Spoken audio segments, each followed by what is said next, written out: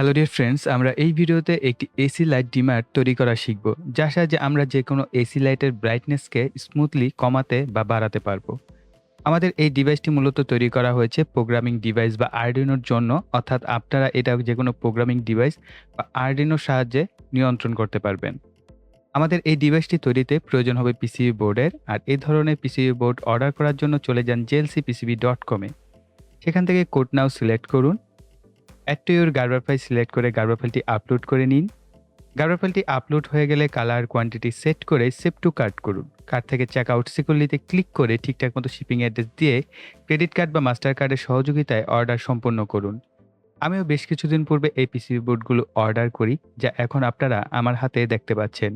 PCB বোর্ডগুলোর colour, quality, thickness এক কথায় অসাধারণ ও প্রফেশনাল মানের।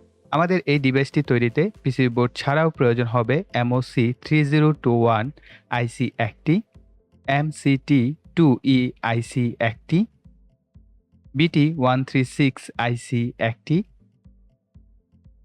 2W10 রেকটিফায়ার আইসি একটি, এসি 2 পিন টার্মিনাল ব্লক দুটি, 330 ওহম রেজিস্টর দুটি, 1 কিলো ওহম রেজিস্টর একটি, 10 কিলো ওহম রেজিস্টর একটি, 47 কিলো ওহম রেজিস্টর প্রয়োজন হবে দুটি, তবে এই ক্ষেত্রে আপনারা 1 ওয়াটের রেজিস্টর ব্যবহার করবেন।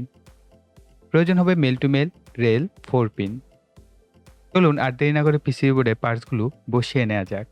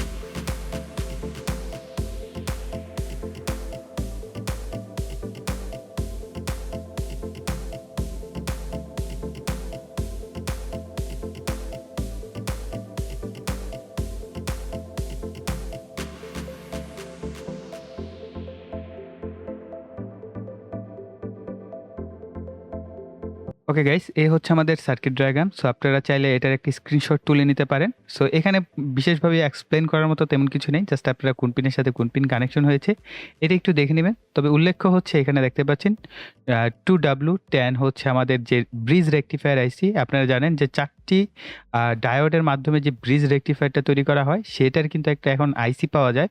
আপনি যদি গুগলে সার্চ করেন 2W10, তাহলে আপনারা এই ধরনের একটি ব্রিজ রেকটিফায়ার পেয়ে যাবেন, যেটা আমরা সার্কিটে ব্যবহার করেছি, আপনারা দেখেছেন। অর্থাৎ প্র্যাকটিক্যালি আপনারা যদি প্র্যাকটিক্যাল পার্টটা দেখেন তাহলে দেখতে পাবেন এরকম গোল একটা আইসির মতো বসানো আছে। সো এটা হচ্ছে আমাদের ব্রিজ রেকটিফায়ার। এটার ইন্টারনাল হচ্ছে 4টা ডায়োড দিয়ে এইচ ব্রিজ তৈরি করা হয়েছে। ওকে, আর এখানে আমরা 2 পিন প্লাগ ব্যবহার করেছি এসি সাপ্লাইয়ের জন্য। আর 47 কিলো ওহম দেখতে পাচ্ছেন একটু মোটা, এটার কারণ হচ্ছে এর ওয়াটেজ ভ্যালুটা আপনারা একটু বেশি দিবেন। আমার কাছে ছিল না, এই কারণে আমি 47 কিলো ওহমের হাফ ওয়াটের রেজিস্টরগুলো ব্যবহার করেছি। সো আপনারা এই ক্ষেত্রে অবশ্যই 1 ওয়াট বা 1 ওয়াটের বেশি যদি হয় 2 ওয়াটও আপনারা চাইলে ব্যবহার করতে পারেন, সেটা আরও বেটার হয়। আর এখানে দেখতে পাচ্ছেন 1 kilo ohm, 10 kilo ohm, just এটা বায়াসিং পারপস ব্যবহার করা হয়েছে। আর মূল বিষয় হচ্ছে এমসিটি, এটা হচ্ছে আপনার টিগার নিচে কার জন্য। আমাদের যে MOC3021, এটা একটা অপ্টোকাপলার ব্যবহার করেছি। এখানে ব্যাপারটা হচ্ছে সেফটি, অনেক কিছুর ব্যবহার করা হয়েছে। অপ্টোকাপলার সাধারণত সেফটির জন্য ব্যবহার করা হয়, কারণ যেহেতু এখানে এসি আছে এবং আমরা আমাদের আরডিনো থেকে কন্ট্রোল করছি। সো যদি বাই চান্স এই এসি সিগন্যালটা এনিহাউ আমাদের আরডিনোতে চলে যায়, তাহলে আমাদের আরডিনোটা নষ্ট হয়ে যাবে। সো প্রোগ্রামিং ডিভাইসের জন্য কিন্তু আপনাকে এইভাবেই তৈরি করতে হবে। ওকে, যদি আপনি নরমালি তৈরি করতে চান সেই ক্ষেত্রে হচ্ছে আপনার শুধু ভেরিয়েবল দিয়ে কন্ট্রোল করবেন, তার জন্য এত কিছু করার দরকার নেই, শুধু ডায়াক এবং ট্রায়াকের মাধ্যমে আপনি তৈরি করতে পারবেন। ওকে, সো এখানে দেখার বিষয় হচ্ছে আমাদের এই যে আইসিগুলো আছে এটার জন্য পাওয়ার নিতে হবে 5 ভোল্ট। এটা আমরা কোথা থেকে নেব? আরডিনো থেকে নেব। আর এখানে জিভিসি আছে, সো অর্থাৎ এখানে আমরা হচ্ছে আরডিনোর 2 নাম্বার পিনের সাথে এই জিভিসি যে পিনটা আছে এটাকে কানেকশন করব। আর গ্রাউন্ডের সাথে আরডিনো গ্রাউন্ড, আর ট্রায়াক পিনের সাথে হচ্ছে আমাদের আরডিনোর যে 10 নাম্বার পিন সেটাকে আমরা কানেকশন করব। সো এটা আমরা প্র্যাকটিক্যালি দেখব। তো এখন আমরা একটু প্রোগ্রামটা দেখে নিই। সো প্রোগ্রাম খুব সিম্পল করা হয়েছে। সো পরবর্তী আপনার বিভিন্ন কাজের ধরন অনুযায়ী হচ্ছে আপনারা প্রোগ্রামটা সাজিয়ে নেবেন। ওকে? সো এই যে প্রোগ্রাম, সো আপনারা একটা স্ক্রিনশট তুলে এই প্রোগ্রামটা নিজেরাই লিখবেন। এতে করে আপনাদের যদি ভুল-টুল হয় তো প্রোগ্রামিংয়ে আপনারা অনেকটাই স্ট্রং হতে পারবেন। সো প্রোগ্রামিংয়ে আর বেশি এক্সপ্লেন করলাম না। কেননা খুব ছোট প্রোগ্রাম এবং আই থিংক আপনারা যেহেতু বড়, বড় প্রোগ্রামের সাথে পরিচিত, আপনারা এই প্রোগ্রামটা ঠিকই বুঝতে পারবেন। তারপর বলে দেই, যেমন এখানে দেখেন আপনার সুইচ ৭ দেখে আবার ৭ নাম্বারে কানেকশন করেন না। মূলত হচ্ছে এটা অ্যানালগ পিনের জন্য। তো এখানে A0 পিনকে ইনপুট হিসেবে ডিক্লারেশন করে দেওয়া হয়েছে। ওকে? আর ট্রিগার পালস হচ্ছে W দিয়ে বোঝানো হয়েছে যে ট্রিগার পালসটা নেওয়া হচ্ছে। আর এখানে বলাই হচ্ছে ট্রায়াক পালস হচ্ছে ১০ নাম্বার পিনে। সো আমাদের মূল কাজ হচ্ছে এইখানে। ট্রায়াক পিন হচ্ছে ১০ এ আর হচ্ছে জেডভিসি পিন হচ্ছে ২ নাম্বারে। এটা আমাদের হাত না দিলেও হবে। ওকে? তো এখানে হাত না দিলেও হবে বলতে কি আমাদের এটা তো নেয়া হয়েছে দেখেন। আমরা A0 পিনে কিন্তু অ্যানালগ পিনে কি একটা ভেরিয়েবল রেজিস্টার ব্যবহার করব। সেটার মানকে আমরা বাড়িয়ে কমিয়ে কিন্তু আমাদের লাইটটাকে অন অফ করছি। সো প্রোগ্রামে আপনাকে সবকিছু উল্লেখ করে দিতে হবে। আপনি যদি প্রোগ্রামে ইনপুট আউটপুট ডিক্লারেশন না করে একটা টাইম বেসিস দিয়ে দেন যে 10% প্রথমে হবে, তারপরে 20% দেন 30%, আপনি কিন্তু সেটাও প্রোগ্রামিং ডেভেলপমেন্ট করে করতে পারবেন। অলরাইট?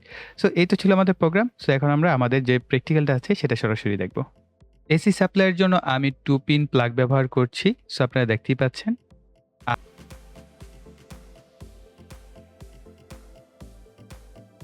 আর আউটপুট হিসেবে একটি এসি ফ্লুসেন্ট লাইট ব্যবহার করা হচ্ছে।